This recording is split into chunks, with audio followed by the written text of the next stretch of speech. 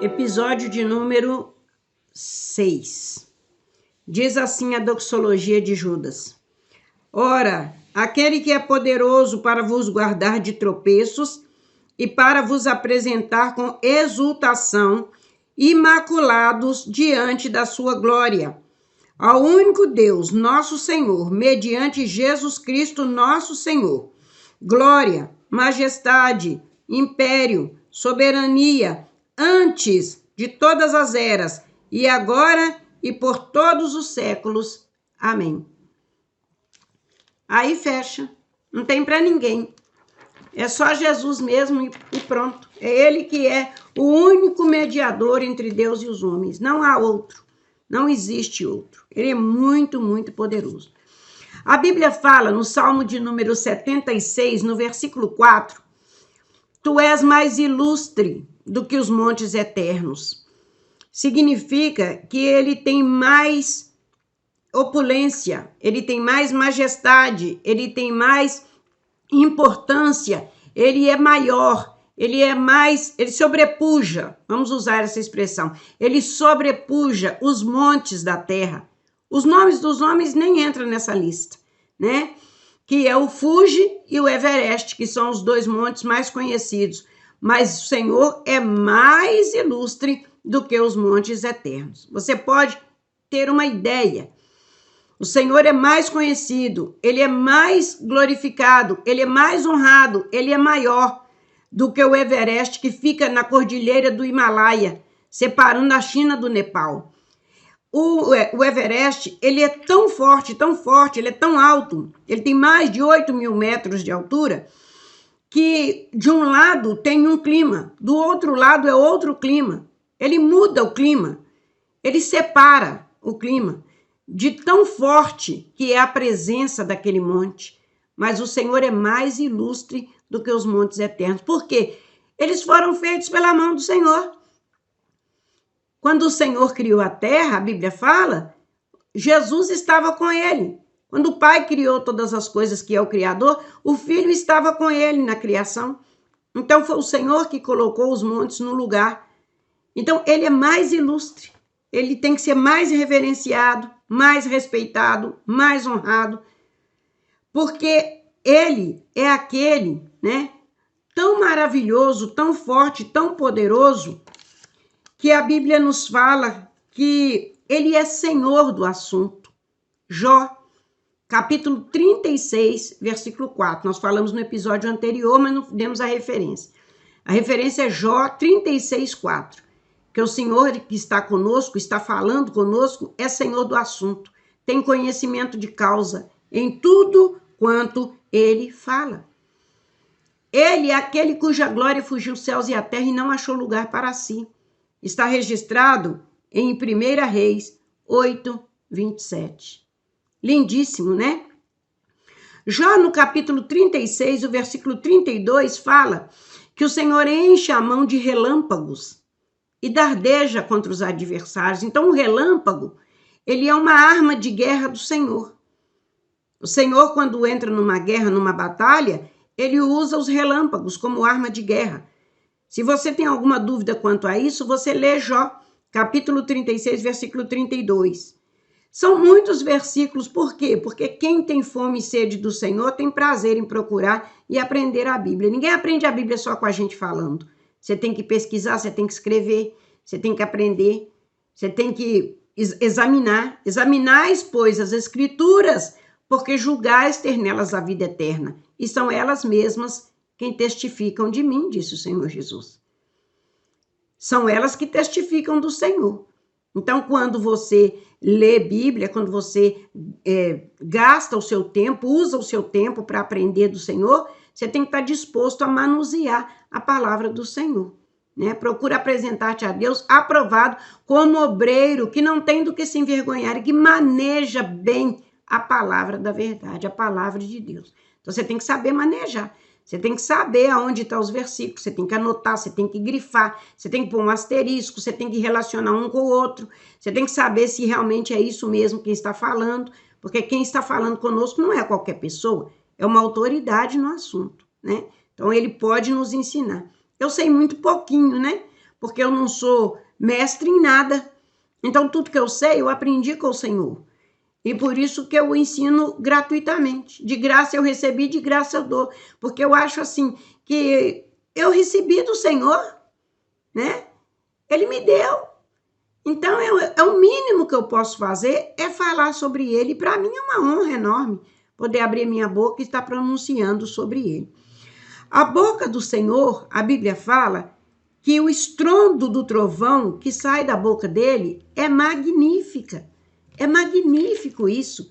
Jó, capítulo 37, e o versículo é o de número de 1 a 5. Isso é tão maravilhoso, né, que eu quero ler isso com vocês. Eu gostaria de ler esse texto porque eu acho ele assim tremendo, maravilhoso. Sobre isto, treme também o meu coração e salta do seu lugar. Dai ouvidos ao trovão de Deus, estrondo que sai da sua boca. Ele solta por debaixo de todos os céus e o seu relâmpago até os confins da terra. Depois deste, ruge a sua voz, troveja com o estrondo da sua majestade, e já ele não retém o relâmpago quando lhe ouvem a voz. Com a sua voz troveja Deus maravilhosamente e faz coisas que nós não compreendemos. Que coisa linda! Jó, capítulo 37, versículo de número 1 a 5. Você vai achar essa narrativa. Tremendo, né? Maravilhoso demais esses versículos. Então, nós vamos aí aprendendo um pouquinho mais do Senhor. Vamos aprendendo. Nós vamos aprender agora, que você já tem aí todos esses versículos em mãos, né? Nós vamos aprender agora falamos sobre Deus forte. Agora nós vamos falar sobre... nós vamos estar falamos que ele é o conselheiro, né? Que nos dá conselhos magníficos. Vamos falar sobre o Pai da eternidade. É o próximo título honorífico dele. Ele é Pai da eternidade. De geração em geração, ele é Senhor. Também a Bíblia diz que ele é Senhor por todas as gerações. Então, em todas as gerações, ele se faz presente como Senhor. Quer as pessoas queiram, quer não. Ele é Senhor dos que o aceitam, mas é Senhor também dos que não o aceitam. O destino da humanidade, de todo ser humano, todo ser que nasce, está nas mãos do Senhor. Ele é que dá destino a toda alma vivente. Isso aí é incondicionalmente. Se a pessoa diz que ela acredita em Deus, ou se ela disser que ela não acredita, isso aí, o destino da alma dela vai depender do que ela aceita. Mas o destino está nas mãos do Senhor. Ele designa, ele vai designar para onde vai aquela alma. É muito forte isso. Ele é o Pai da eternidade. Embora Jesus tenha vivido apenas 33 anos na Terra, com um ministério terreno de apenas 3 anos, ele é Pai da eternidade e conhecido nas Escrituras como ancião de dias. Daniel, capítulo 7, versículo 9. Isso fala de eternidade. É um dos atributos de Deus, mas é do Filho também, porque os dois são um. Ele disse, eu e o Pai somos um, em João, né? Evangelho de João. Então, Salmo de número 10, versículo 16, fala que ele é eterno. Quando nós falamos de eternidade, a pessoa pensa que é aquela pessoa que nasceu e não vai morrer mais. Então, a pessoa pensa que ser eterno é uma pessoa que um dia nasceu e nunca mais ela vai morrer. Isso não é eternidade, isso é imortalidade, né? Isso é incorruptibilidade. Nós vamos receber um corpo incorruptível, ou seja, que não se pode mais corromper. Mas isso não vai ser agora. Isso vai ser quando o Senhor fizer a obra através na igreja, através da sua glória. Não é coisa para agora, no tempo presente. Nós ainda estamos vivendo nesse corpo de carne e osso. Então, isso se chama imortalidade. Aquele que não vai morrer novamente. Eterno é aquele cujo tempo está em suas mãos.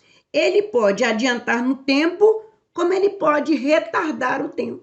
Ele tem controle sobre o tempo. Ele anda no tempo. Então, o Senhor, ele anda no tempo. Ele pode estar aqui agora e ele pode voltar lá no tempo. Eu não posso voltar no amanhã. Eu posso viver o passado, né? Ter vivido o passado, estar vivendo o presente. O nome já diz presente, porque é um presente de Deus para viver aquele momento. E posso planejar o meu futuro. Mas eu não posso voltar no meu passado e apagar ele como uma borracha. O nosso passado, ele só é enterrado com o sangue de Jesus. Que Jesus apaga, ele fala que dos nossos pecados ele não se lembrará mais. Do tempo passado, a gente não deve viver e nem pensar sobre isso. Porque passou, acabou. Por isso que chama passado, já passou. O presente é o hoje. E o futuro é o que nós ainda vamos viver, se Deus nos permitir. Amém? Em Josué, ele parou o tempo no vale de Ajalon. O sol parou.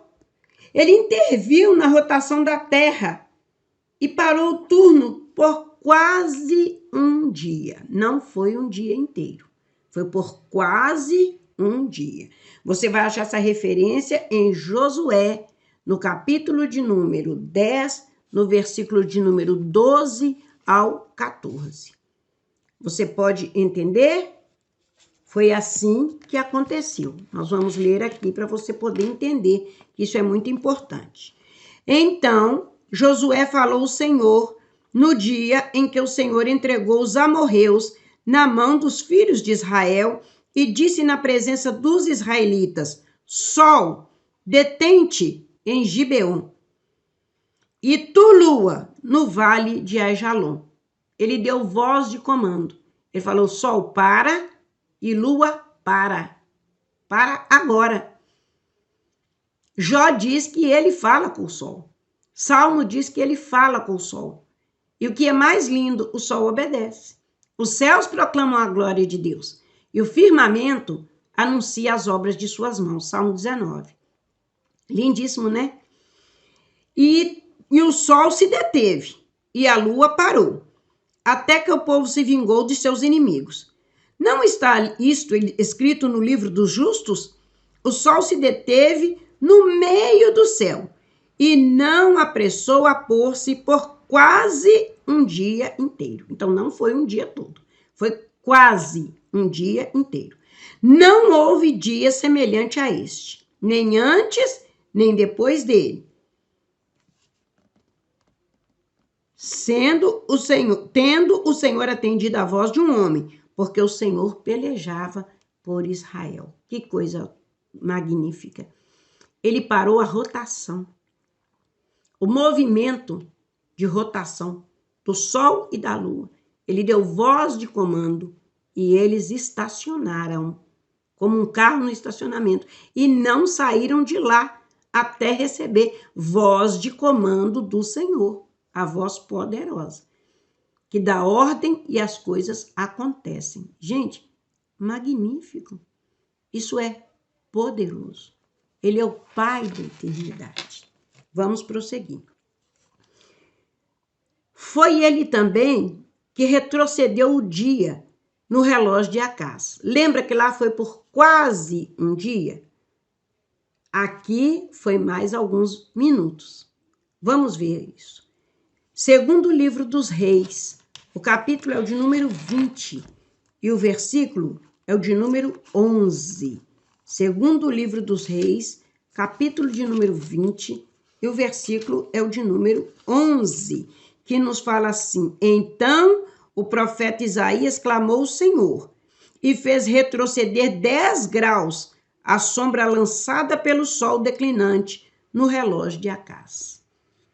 Então, mais uma vez, Deus ouviu a voz de um homem normal, de carne e osso como eu e você, e ele para. Ele faz uma pausa no tempo. Ele é o Pai da eternidade. Quem pode fazer semelhante coisa? Quem de nós pode? Você pode parar o relógio, mas o tempo você não para. A pilha pode esgotar e o relógio parar, mas o tempo continua correndo. continua correndo. E por que Deus fez isso tudo? Por que aconteceram essas coisas?